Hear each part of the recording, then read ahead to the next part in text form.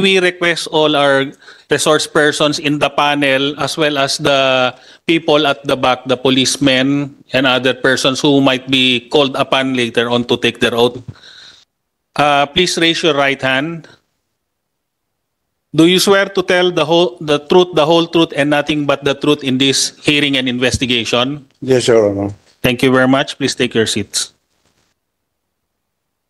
Thank you, Comsec. Mr. Willie Gonzales. Oh, thank you for coming Good morning over. po, Your Honor. As of yesterday, alam ko, hindi ka raw darating dahil meron kang sakit.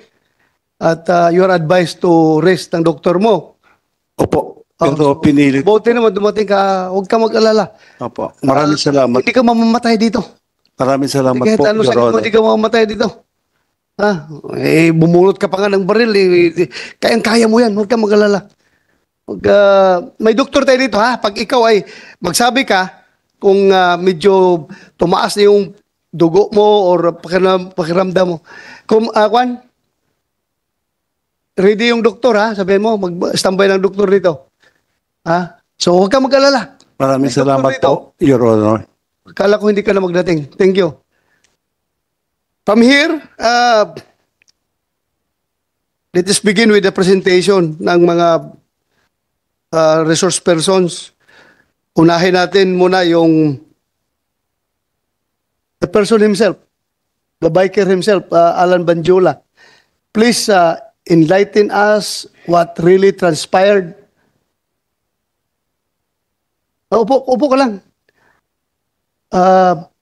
Lahat-lahat, from beginning to end, up to this moment. Bakit bigla kang andito ngayon? Kasi ang alam ko, ayaw mo nang magpakita at andito ka ngayon. So, from the very beginning, ikwento mo. Para klaro, tanggalin mo lang muna yung kwan. Wala naman tayong COVID siguro dito. Tanggalin mo lang, tapos para maklaro yung audio mo. Go ahead, you have the floor. Sige po. Good morning po sa inyong lahat na nandito po ngayon, lalo na po sa inyo, mga Your Honor. Actually po, medyo kinakabahan ako kasi first time po mangyari sa akin na mapunta sa ganitong sitwasyon. Lalo pong Relax ka lang. Nung makita ko po yung anak ko dito na hindi ko alam na pupunta pala dito. So, ganun pa man po, sasagutin ko po kung ano man yung inyong tatanong sa akin sa abot po ng aking makakaya. Maraming salamat po. Yes, ikwento mo na lang. Hindi nangyari kita tanungin. From the start, paano nangyari lahat yan, ha? Sige po. Nangyari po kasi to ng August 8 po. Sa yung kaalaman, ha? Ito, yung totoo lang po talaga. Nangyari po ito ng August 8. Oo, kasi pag hindi ka magsabi ng totoo dito, alam mo na, wow, the consequences, nangyari po ito August 8. Sabi mo na totoo. Pauwi na po ako galing trabaho. Habang binabaybay ko po yung welcome rotonda, paangat po yun, nasa loob po ako ng bike lane. Bigla po may pumasok na isang kotse. So, ang ginawa ko po, dahil maliit na po yung linya, bumaba po muna ako. Pumasok sa bike lane. Opo, nandun na po siya sa bike lane. Okay. So, bumaba po muna ako doon sa parking side ng South Asia College. Inunahan ko po siya. Kasi wala na pong space para po ma-occupy ko yung bike lane. Dahil nga bisikleta lang po ako, naabutan pa rin po ako ng bike. So, nang time po na yun, nagit-git na po ako sa gilid sa loob ng bike lane. So, wala po akong choice kasi pag hindi ko po tinapik yung kotse niya, either matumba ako sa kotse niya, masagasaan po ako, o mabagsakan ko yung mga pasahero na nag-aabang ng sasakyan. So, pagdating po dun sa unahan, huminto po si Ginoong Gonzales. So, dahil papunta po siya ng Irod, ako noon papunta ng Quezon Avenue, nagtapat po kami dalawa. In short, hindi mo nabangga yung likuran ng sasakyan niya. Nasa loob po ako ng bike lane, Your Honor. Hindi nga. Ang tanong ko, Hindi po. hindi yung nag-sudden brake siya, binangga mo Hindi, siya. kasi kung nabangga ko po siya, susubsub po ako sa Okay. salamin ng ano niya, ng Tinapik kotse po. mo. Tinapik ko po kasi nasa... Yung tapik mo ba, nakasira sa kotse, na-yupi yung kotse dahil tapik mo? Maliit lang po yung kamay ko, Your Honor. So, siguro naman, hindi ko kayang yupiin yun. So walang yupi. Wala po, nandun po ako sa loob ng bike lane. So, paglabas po, nagkatapat kami. So, nakita ko nga, medyo may edad na si Ginoong Gonzales. Medyo siguro, dahil na rin po sa traffic, medyo pagod na rin, uminit na rin po siguro ang ulo niya. So, ako naman po, hindi ko na po siya pinansin kasi parang tatay ko na rin po Dumiretso na po ako. Dahil doon po sa kanto ng Welcome Rotonda, may mga lumiliko pong sasakyan na galing E. Rodriguez saka mga sumasakay po ng mga pasahero. Lumabas po muna ako konti ng bike lane kasi hindi po ako makakapasok eh. Tiyempo naman po, nang pabalik na ako ng bike lane, doon na po pumasok si Ginoong Gonzales. Doon na po niya, nangyari po yung kinat na po niya ako at nabangga ko na yung gilid ng kotse po niya. Before that, wala kayong sagutan? Yung una, Hindi yung ko na pagtapik mo, po sinagot pagbaba niya? hindi ko na po inal si Ginoong Gonzales kasi nga alam ko mainit na po ang ulo. Paano mo masabing mainit ang ulo? Anong Kasi pinagsasabi iba niya? na po yung itsura niya po eh. So, Alam mo may galit na po talaga sa mukha niya. Siguro dahil na rin po sa pagod, dahil sa edad na rin po. ikaw, hindi ka rin nagalit? Hindi po ako nagalit, sir. Hindi mo Kasi siya minura? nang nakita ko po siya nagalit, wala rin pong mangyayari pag kinausap ko siya. Dahil ang taong galit po, pag kinausap niyo, sigurado, walang patutunguhan yung usapan niyo. Yeah, po. wait, Mr. Chairman, Jimmy. with your permission, tanong ko lang gaano kalakas yung iyong pagtapik sa kotse? Ang tapik ko lang po, parang normal. Medyo may kalakas. Kasi sa totoo lang, Hindi, kasi sa isang interview mo, na amin mo na may natapik mo, gaano kalakas na? Kasi, Mr. Chair, paglabas si Mr. Gonzales, mainit ang ulo eh. So, gusto ko lang Yung malaman. tapik ko na, siguro nakatatlong ano ko sa kanya po, pokpok na gano'n sa gilid. Kasi para makaut ko po yung attention niya na, nagigit-git mo na ako. So doon po, nandun na po kami sa kanto ng Kitanlad, doon na po nangyari, nabangga ko na yung gilid ng kotse niya kasi alanganin na po, talagang padiretso na po ako eh. So ang nangyari po doon, lumabas na po si Mr. Gonzales, si Ginoong Gonzales, tapos yun nga po, bigla niya akong sinapok ngayon, nasa lubong ko rin ng helmet. Normal lang naman po siguro sa atin na kahit sino pong sapokin sa atin, magre-react po talaga.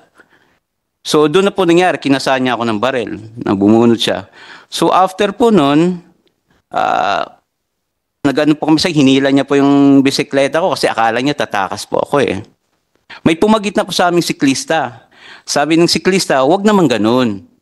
So sabi na tatawag tayo ng polis. Doon na po nag-second motion si Ginoong Gonzales. O sige, tumawag ka ng polis. So habang dinala po namin yung bisikleta ko sa gilid, meron pong gwardiya doon. Sabi sa akin ng gwardiya, huwag ka nang sumagot kasi may baril. So pagdating po ng siklista, may dumating na rin po yung mga polis. Pagdating po ng polis, pinakalma niya po yung sitwasyon. Po doon, tinanong po kami ng polis ko anong nangyari. Tapos sinabi niya po yung side niya, sinabi ko naman sa akin. Binigyan din po ako ng payo ng polis doon, ni Seradan. Sabi niya, susunod, huwag kang basta-basta tatapik ng kotse kasi hindi natin alam baka yung mga taong ganyan, may pinagdadaanan, mainit yung ulo. So siguro, baka na-tsempo lang na sa kanya ka na So ako naman po, inamin kay Sir Adan, sabi ko, talagang nagit-git lang po ako, Sir Kako. Matagal na po ako nagbabike, may 10 taon na.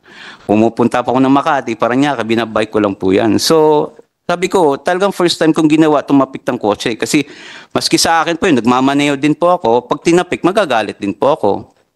So, sabi ni Ginoong Sir Adan, sabi niya, hindi namin pwede arestuhin si Ginoong Gonzales. Wala naman kami nakitang baril eh.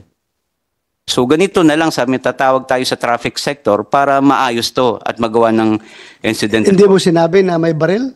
Sinabi ko po sa kanya. Tapos ano sabi ng polis? Wala naman po silang nakitang baril, sir eh. Wala silang nakitang baril. Opo, pagdating po nila. Sinumbong mo. Sinumbong Kasi may ko. baril yan. Opo. Kinasahan ako. Opo, pero sabi nga nila, wala po silang nakitang baril, kaya hindi po nila pwedeng arestuhin First, si Adan. Gonzales. Adan. Yung Adan. Ha? Hindi ba inimbitahan lahat dito na involved? Sige, continue. So yun po, nang tumawag po si Sir Adan sa traffic sector, siguro mga 30 minutes, dumating na po si Sir Rasay.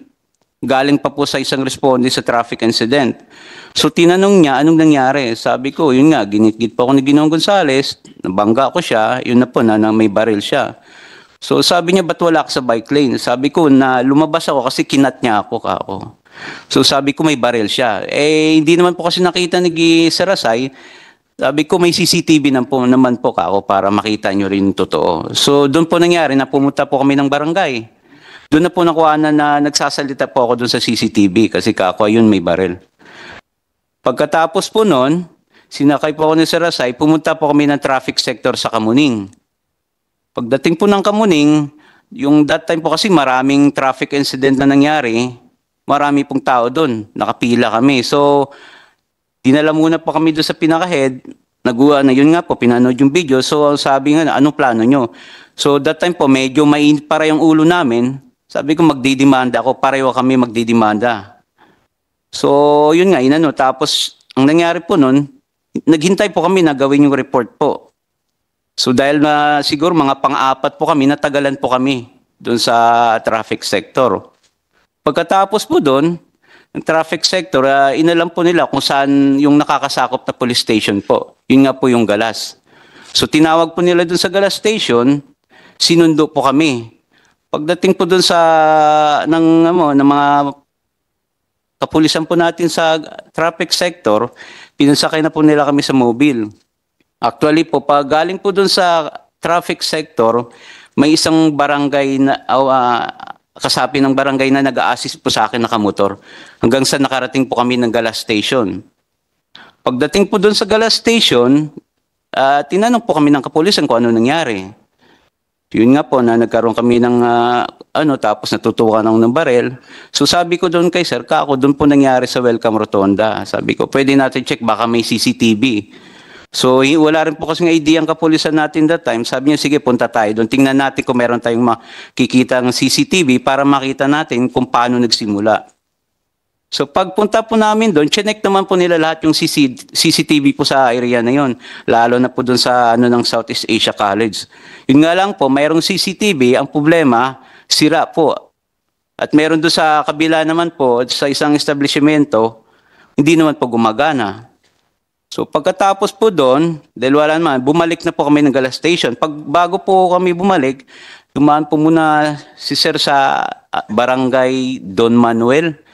May binigay pong papel. So bumalik na po kami ng Galas Station.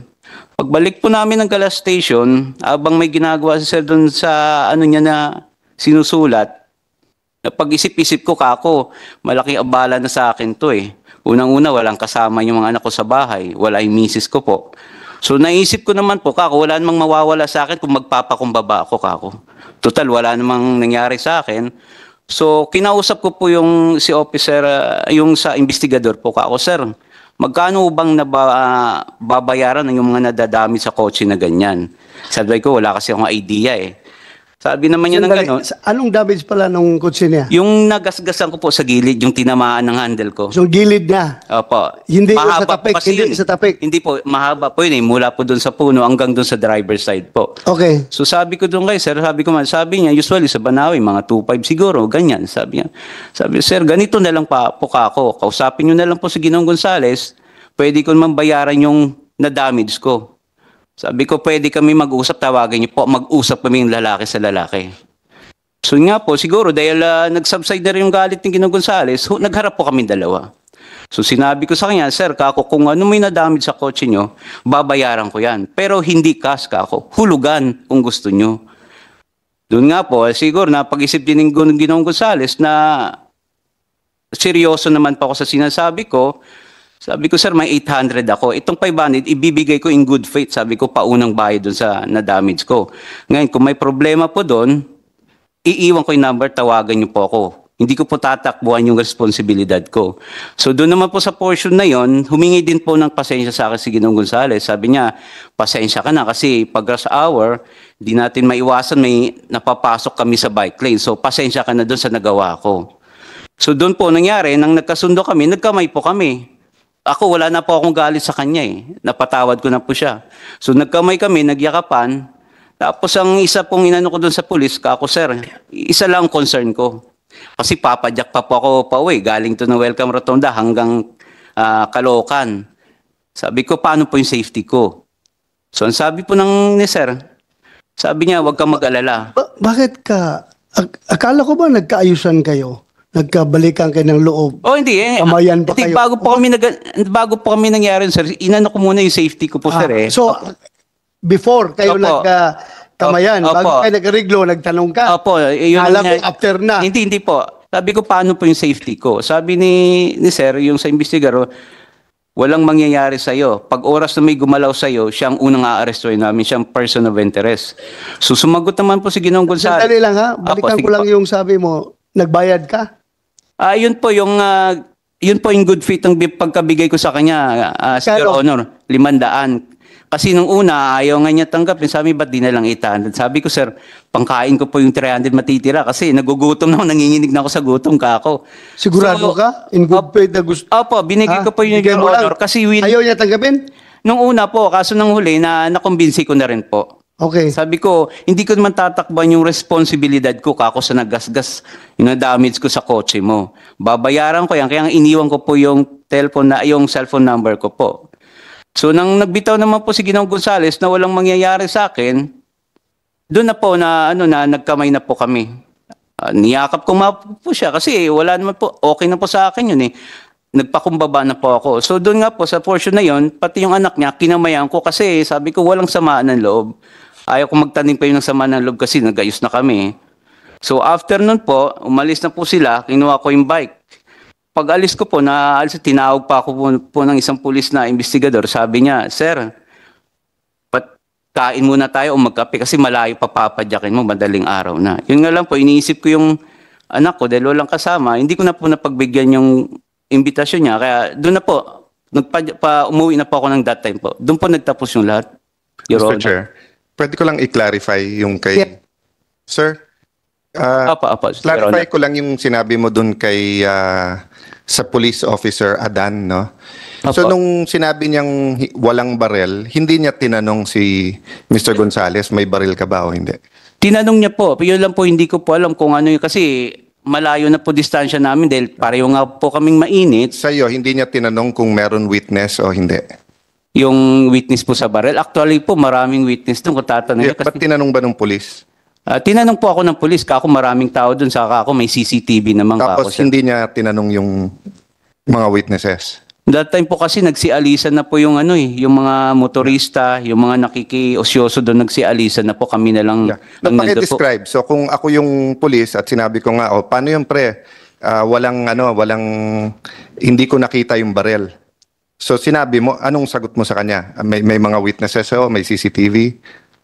Yun nga po ang sagot niya, wala po silang nakitang barel kay Ginoong Gonzales po. So, hindi po nila pwedeng arestuin kasi nga wala nga po sila, yung barel nga po. But prines mo ba yung issue na, hindi sir, meron, may mga witnesses nga. Kasi like, Sinabi ko naman po, kaso nga lang, wala po talaga silang nakita yeah. that time. The reason, Mr. Chair, just for the record, no?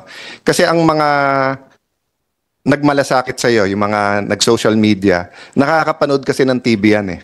Opo. And usually, if you watch police shows, and of course, they emphasize the best in policemen, di ba? Opo. Talagang nag-iimbestiga. It's common pagka may aksidente na meron nagrereklamo na, boss, ba't hindi mo imbestigahan pa ng konti? Kasi katulad nung sinabi mo, yung security guard na nagsabi sa yung huwag kang lumaban kasi may barel. So kung yun nakausap niya at may barel, di ba? Siguro po yung security guard ayaw din po siguro makialam dun sa issue na yung Anyway, pumasok na baka po we siya. can pursue that later on, Mr. Chair. Just note lang na I'm not judging si Police Officer Adan as of now, no? Apo, apo. But yun nga yung pag napapanood ng tao sa TV na bakit sila pagka ganon? Talagang grabe mag-imbestiga bago bitawan. In your case kasi, parang binitawan ka agad na, sige, wala kaming nakitang barel, so... Diba? If I'm not mistaken, Attorney Fortun, diba? Crime has just been committed. Diba? So, yeah, anyway, we can pursue that later pag ikaw na ang magsasalita. Thank you. Thank you, Your Honor. General Torre, si Adan ba is taga-traffic ng Kamuning? Radan, sir, I think is first responder from Galas Station 11. Galas Station. Sino taga-Galas dyan? Ikaw ang commander doon? Tawagan mo si Adan, malapit na naman yung Galas. Sir, kaya, sir. Pakutahin dito. Kaya, sir. Ha? At saka yung sino pa yung isa? Galas, Hindi ko po na... may sinabi ka pangalan kanina. Rasay. Rasay, tao mo rin? Sa traffic sector po siya. Traffic, sino taga... Nandiyan ka, Rasay? Okay, sige. Tawagan mo ngayon, ha? Sabihin mo, humabol siya dito. Hintayin ko siya. Ha? Okay, thank you. Sige pa, meron ka pang sabihin? Wala na po, Your Honor. Yun na po lahat talaga. Doon na po nagtapos yung namin eh. Tapos na lahat. Opo. Na ito, after lumabas, ilang weeks yun bago lumabas yung Mga 3 weeks. video? 3 weeks. Opo. Okay. After 3 weeks, ito na, nagkagulo na. Opo. Dahil nakita nagkasa ng baril. Opo, opo. Tapos, pinalo up ka ng polis kung mag-file ka ng kaso. Dahil nga, nagkakaroon ng public uproar. Dahil doon sa pagkasa ng baril. Sorry po, Ron. Sinabi mo daw, ayaw mo hindi ka na interesado? Am I correct? May mga tumawag po sa akin. Actually, ang isang tumawag po sa akin si General Torre. Pero that time po kasi, nasa mall kami ng anak ko, naglalaro po sa time, so hindi ko po nasagot ang tawag niya. So, Brother, mga text, tawag, or what nag-text po sa akin si General. Pilit ka sa police. Oo, nag-text po sa akin nag-text po sa akin si General Torre. Sige. Gusto niya sana ako kausapin tungkol dun sa video namin ni Ginoong Willie Gonzales. Kaso lang po, that time magulo pang isip ko po kasi ang dami pong tumatawag sa akin na hindi ko naman kilala eh. So nasagot ko po yung text ni General Torre 8 o'clock na po ng gabi. So sabi ko sa kanya, sir, ayaw ko na mag-comment sa issue na yan kasi ako iniisip ko naman yung safety ng pamilya ko. Tapos na po kami dyan eh. So yun po ang sagot ko kay General Torre po sa text niya po. At salamat naman pumunta ka dito dahil ang alam ko rin, ayaw mo daw pumunta. Hindi po. Isa pong sa akin yung maimbita po dito para may pa-record yung side ko po. Salamat. Mr. Chairman, isang follow-up lang sa huli niyang sinabi. Sir, Apa. yung sinabi mong safety ng pamilya mo, is that just because of yung trauma nung na bunutan ka at nakasa ng baril or meron bang incident after na may threat sa pamilya mo? Just for the committee to Wala get the po. perspective. Wala po, Your Honor. So more of the trauma nung nangyaring Actually po, Your during Honor, and actually po, Your Honor, nang mangyari po yun nanahimik po muna ako wala akong sinagot na Maski nga kay Jeff Capara sa Channel 2, sinabi ko tapos na kami sa issue na yun So, ang ginawa ko, nang usap ko si Katunying, sabi ko gusto ko makaharap si Ginoong Willie Gonzales. Kasi titingnan ko po kung mayroon pa po ba ako nararamdaman na trauma, takot o galit sa kanya. Pero nung magharap po kami, wala na po Ano na po sa akin, napatawad ko na talaga siya dun sa ginawa niya sa akin po. Thank you, Your Honor.